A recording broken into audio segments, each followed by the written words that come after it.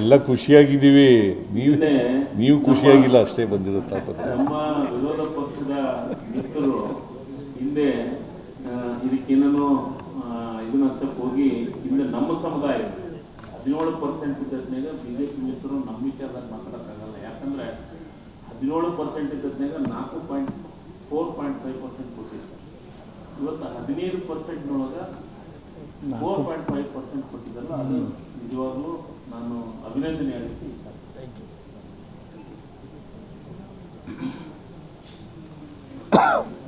2023 ಚುನಾವಣೆಗೆ ಹೋಗುವಂತಹ ಸಂದರ್ಭದಲ್ಲಿ ಕಾಂಗ್ರೆಸ್ ಪಕ್ಷ ನಮ್ಮ ಹೈಕಮಾಂಡ್ನವರು ಬಹಳ ವರ್ಷಗಳಿಂದ ಬೇಡಿಕೆ ಇದ್ದಂಥ ಒಳ ಮೀಸಲಾತಿಯನ್ನು ನಾವು ಅಧಿಕಾರಕ್ಕೆ ಬಂದಾಗ ಅನುಷ್ಠಾನ ಮಾಡ್ತೇವೆ ಅಂತಕ್ಕಂಥ ಮಾತನ್ನು ಪ್ರಣಾಳಿಕೆಯ ಮೂಲಕ ರಾಜ್ಯದ ಜನತೆಗೆ ಭರವಸೆಯನ್ನು ಕೊಟ್ಟಿದ್ದ.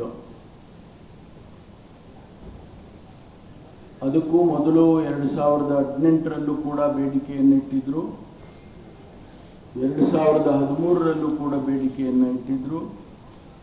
ಅದೆಲ್ಲವನ್ನು ಪರಿಗಣಿಸಿ 2023ರ ಪ್ರಣಾಳಿಕೆಯಲ್ಲಿ ನಾವು ಭರವಸೆಯನ್ನು ಪಕ್ಷ ಕೊಟ್ಟಿತ್ತು. ಮಾನ್ಯ ಮುಖ್ಯಮಂತ್ರಿಗಳು ಸಿದ್ದರಾಮಯ್ಯನವರು ತಮಗೆ ಜ್ಞಾಪಕ ಇರಬಹುದು, 2013ರ ಚುನಾವಣೆಯಲ್ಲಿ ಕೊಟ್ಟಂತ ಭರವಸೆಗಳು 165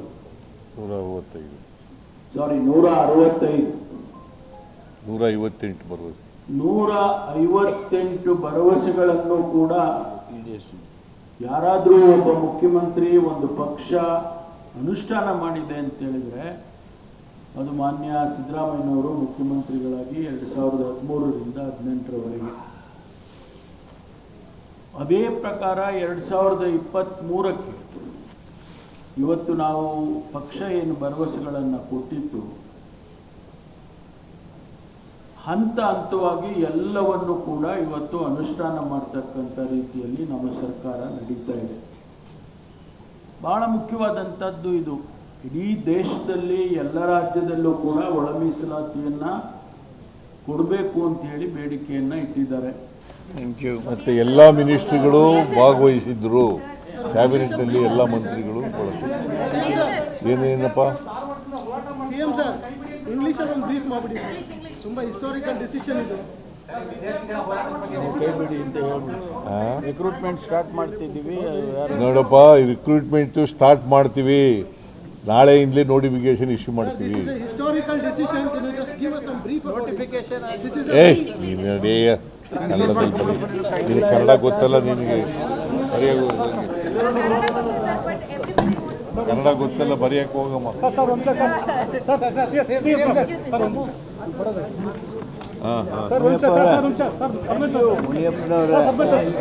ಮದೇವಪ್ಪ ಈ ಕಡೆ ತಿರುಗಿ.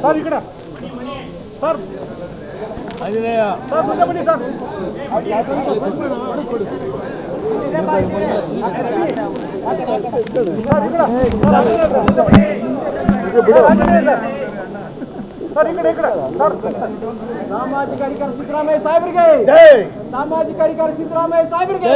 ಸರ್ ಈ ಕಡೆ ಹಂಗೆ ಸೈಟ್ ಮೇಲೆ ಇದೆಯಲ್ಲ